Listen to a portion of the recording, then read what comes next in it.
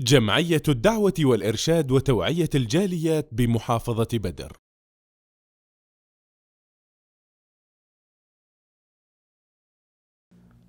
আসসালামু আলাইকুম ওয়া রাহমাতুল্লাহি ওয়া বারাকাতুহু। আলহামদুলিল্লাহ ওয়াসসালাতু ওয়াসসালামু আলা রাসূলিল্লাহ ওয়া বা'দ।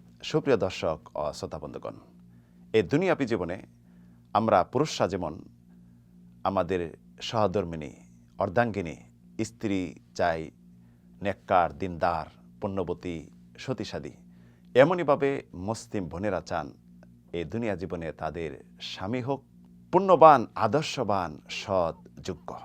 তাই আমরা যদি আমাদের সহধর্মিণী এই দুনিয়াবী পার্টনার ভালো চাই, তাহলে আমাদেরকে ভালো হতে হবে। আজকে প্রশ্ন, একজন সৎ, যোগ্য, পুণ্যবান, আদর্শবান স্বামীর কি কি বৈশিষ্ট্য থাকা উচিত, যে বৈশিষ্ট্য দেখে একজন মুসলিম রমণী বিবাহ করবে। এর অনেক বৈশিষ্ট্য রয়েছে, তার মাঝে কয়েকটি উল্লেখ করব। প্রথমত, আদর্শবান স্বামী হবে 5 ওয়াক্ত সালাতের সঠিকভাবে আদায়কারী। আল্লাহ রাব্বুল আলামিনের শ্রেষ্ঠ হক এটি। 5 ওয়াক্ত সালাত যদি সঠিকভাবে আদায় করতে না পারে, যেটি আল্লাহ রাব্বুল আলামিন কিয়ামত দিন প্রথম জিজ্ঞাসা করবেন, তাহলে স্ত্রীর হক সে কীভাবে আদায় করবে? দ্বিতীয়ত, পিতা মাতার সাথে সৎ আচরণকারী, বিশেষ করে মাতার সাথে, যে তাকে দুনিয়াতে অস্তিত্ব দিয়েছেন, আল্লাহর পরে দুনিয়াতে জীবন দিয়েছেন, যার মাধ্যমে পৃথিবীতে আসছে, তার সাথে যদি সৎ আচরণ করতে না পারে, তাহলে অন্য মানুষের সাথে কিভাবে সদাচরণ করবে? বিশেষ করে স্ত্রীর সাথে তাহলে কিভাবে? অসম্ভব।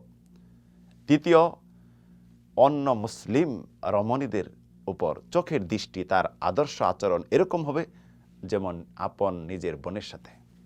সে চাবে না অন্য পুরুষ তার বোনের দিকে তাকাক, প্রেমালাপ করুক, নষ্টামি করুক। তাহলে অন্য রমণীর সাথে সে কিভাবে করতে পারবে?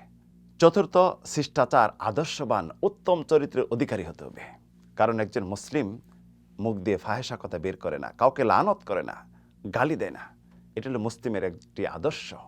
পঞ্চম, আল্লাহ এবং রাসূলের আনুগত্য কাজে স্ত্রীর সাহায্যকারী, সহযোগিতাকারী হতে হবে। রাসূল মেসাদ করেছেন, আল্লাহ রাব্বুল আলামিন ওই ব্যক্তির প্রতি রহম দয়া করুন যে ব্যক্তি কিয়ামুল লাইল, তাহাজ্জুদ সালাতে জাগ্রত হয়, তাহাজ্জুদ সালাত আদায় করে, স্ত্রীকে জাগ্রত করে। যদি জাগ্রত না হয়, পানি ছিটা দিয়ে তাকে জাগ্রত করে। ষষ্ঠ, বাসার কাজে স্ত্রীর সাথে সাহায্যকারী, স্ত্রীকে চাকরানী না বানানো।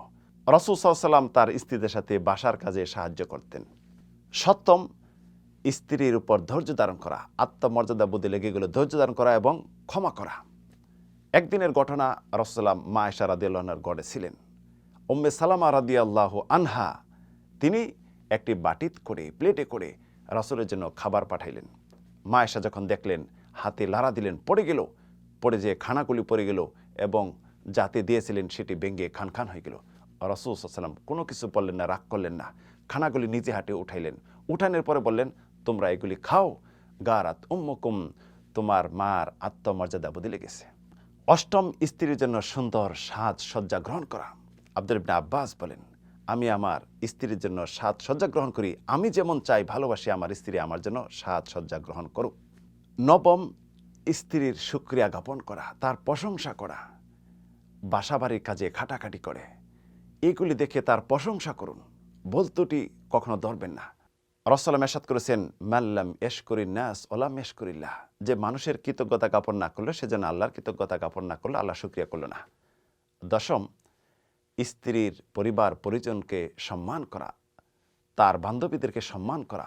বিশ্বনবী সাল্লাল্লাহু আলাইহি ওয়াসাল্লাম মা খাদিজা রাদিয়াল্লাহু আনহার বান্ধবীর জন্য হাদিয়া প্রেরণ করতেন, মৃত্যুর পরেও হাদিয়া প্রেরণ করতেন।